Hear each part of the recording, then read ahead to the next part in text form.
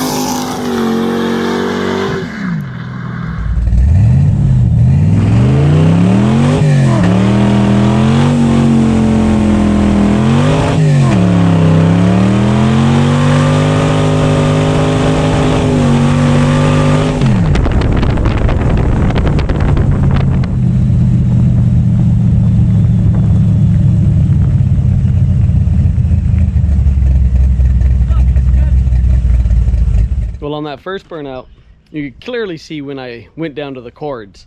Car kicked out so hard on me, almost pulled a Mustang, but saved it, went on to do the good runs, and overall, good way to parting ways with these tires. I got about 2,000 miles on them, and I've needed some new tires for some time.